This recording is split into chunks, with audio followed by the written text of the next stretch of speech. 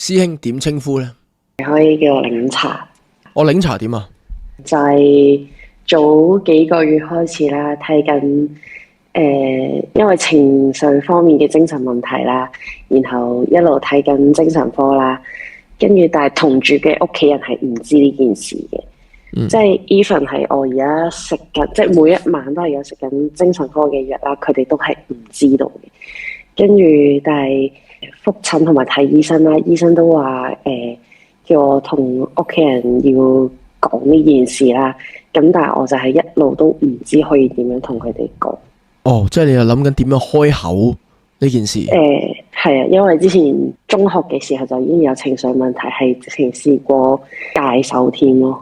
即係戒手呢件事係之後俾學校同咗屋企人講嘅，咁但係屋企人就唔知我而家係嚴重到去睇緊精神科啦，跟住食緊精神科嘅藥物咯。你本身喺屋企有冇話有啲咩異常嘅？冇噶，淨係成日都點講呢？會突然同佢哋嘈交嘅話，就會有啲情緒失控啦，同埋就會好想自殺咁樣咯。OK，但係想自殺呢啲嘢都係你自己即係心入面啫，都冇表露出嚟啊嘛。冇嘅，但係試過即係睇精神科之前啦，係直情嚴重到失眠啦，係日日失眠啦，跟住之後同埋又試過係會發噩夢，夢見自己戒手啦，即係坐喺床邊戒手啦，隻手流晒血啊咁樣咯。你最近情緒點㗎？即係穩唔穩定？都穩定嘅。今日啱啱見過醫管局轄下嘅一啲社工咁樣咯。咁佢點講啊？即係有冇？冇，都係一啲好普通嘅傾偈啊嗰啲咯。哦，OK。咁所以係邊個即係建議你係要同屋企人講，係社工講啊，定係個精神科醫生講啊？精神科醫生講。哦，咁你有冇同今日嗰個社工講？同住嘅屋企人係唔知呢件事咯，但係唔係同住嘅屋企人就一路都知呢件事咁樣咯。係。咁你有冇同今日嗰個社工講話有個咁嘅嘢啊？社工當時都知嘅，因為當時係社工陪我一齊去覆診添嘅。係咯，咁佢有冇點樣建議你點樣做？因為佢知我一路都唔想俾屋企人知啦，所以佢都話即係都話唔會幫我聯絡我媽咪咁樣嘅。因為我已經成咗年，所以醫院同埋社工都冇幫我通知到屋企人咁樣嘅。哦，即係佢就唔會干涉噶啦。咁你想講就講，你唔講就唔講啦。咁樣係咪？係啊。咁你係想唔想講？開始想講咯，但係一路都唔知可以點樣開口講咯。係咩原因係令到你開始想講呢樣嘢出嚟呢？因為唔想再隱瞞落去咯。即係因為我係同屋企人同一間房啦，跟住我要每晚都可能落街或者喺屋企 hea 到佢哋瞓咗覺咁樣，我先至可以偷啲時間去食藥咁樣咯。OK，咁但係你想講嘅原因係覺得唔想呃住佢哋，或者係想大家共同去面對呢件事？唔想再呃住佢哋咯。OK，其實好似因為你如果平時都冇咩異常咁，咪直接講，好似都唔係話。因為屋企人以為我嘅失眠係嗰陣時冇工返啦，跟住之後又唔使返學咁樣啦，係啊，所以就覺得無聊冇嘢做咁樣，跟住由朝瞓到晚，夜晚瞓唔着，好正常咁樣咯。係。即係唔知我之後係受情緒困擾咁樣而令到瞓唔到覺咯。即係 even 我之後返咗工都好啦，我收工返完成日工啦，即係我返夜晚7點，跟住收凌晨啦，跟住但係我都可以去到通宵到8點幾先瞓覺咁樣咯。咁可能就係有一次，即係譬如你失眠啦。咁失眠嘅時候會傾開，又瞓，即係啲屋企人可能會問，又瞓唔到啊咁樣。咁其實嗰陣時你咪可以乘機就講埋住啦。其實就係因為其實係瞓唔到係因為藥物帶嚟嘅副作用嚟嘅咁樣。即係順住一啲閒話家常嘅話題，你咪可以切入埋去講呢件事情咯。其實就係因為即係一啲精神科嘅藥物令到我係好難去入睡啊咁樣，咁其實都食咗一段時間啦咁樣，即係唔需要講到好大件事好誇張，或者令到佢哋好驚。唔係因為我有點講咧，我情緒上嘅問題嚴重咗，就係之前同屋企人佢哋有一啲即係相處上嘅摩擦咁樣咯，跟住即係亦都係因為同住嘅屋企人同佢哋發生日日發生衝突，而令到我情緒越嚟越嚴重啦，跟住甚至係長期失眠啦，跟住冇胃口食嘢啦。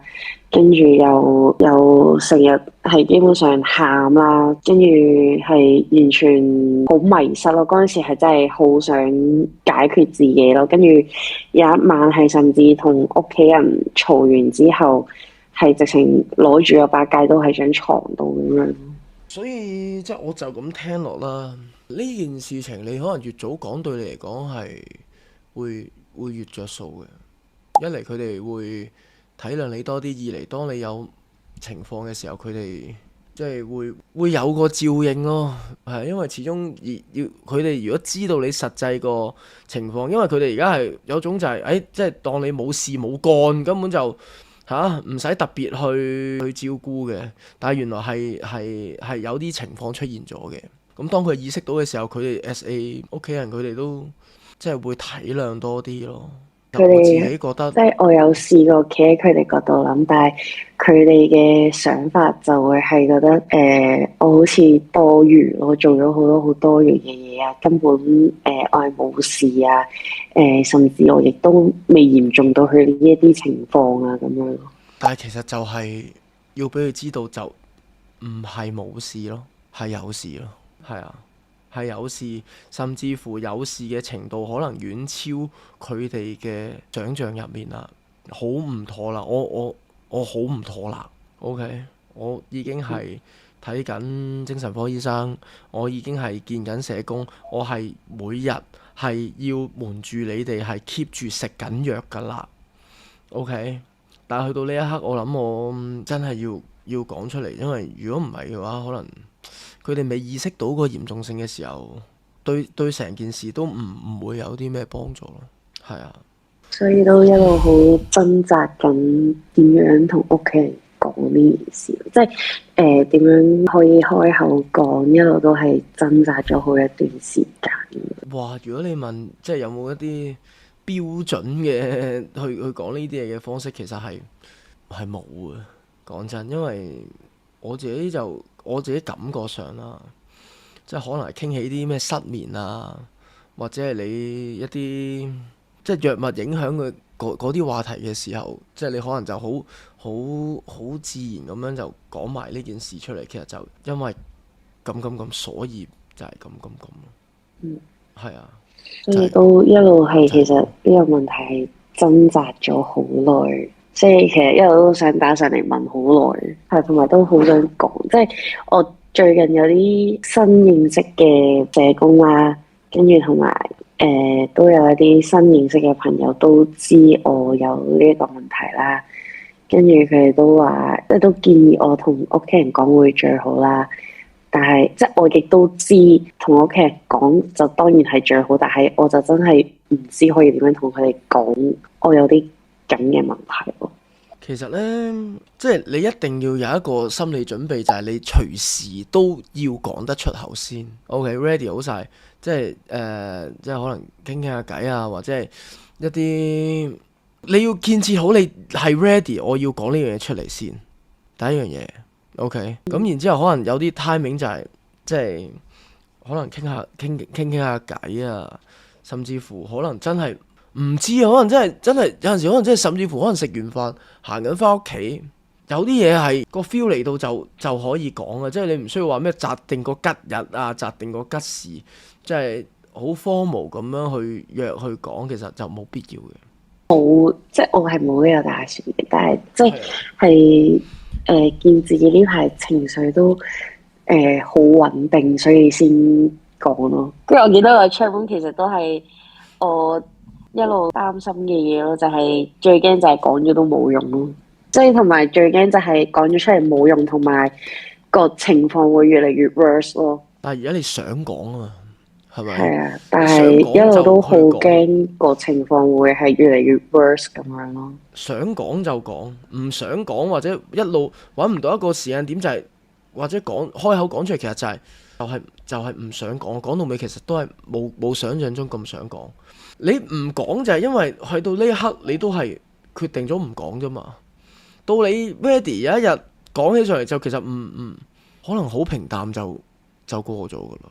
嗯 OK，即係我哋唔需要話佢好刻意去諗幾時去講出嚟呢件事，唔使噶。OK，嗯到有一日即係突然之間你覺得係呢個時候啦，OK，ready 啦，就會講出嚟嘅，就係咁咯。嗯，希望你有一日 ready 好講咗出嚟，你個心會舒服啲。好，就咁，好，就咁，拜拜。拜拜。呼，有陣時咧，有啲嘢真係咩開不了口，可能你話一啲好凝重嘅嘢，或者甚至乎表白，有陣時有啲嘢就係嗰一下，我好想咁做，你就會咁做，即係冇一套所謂標準嘅去訂立一個時間，或者係去訂立好點樣嘅情況，我就會講啦咁樣。有啲嘢係你會感覺到，當你感覺到就係呢一下嘅時候，你就好自然會講。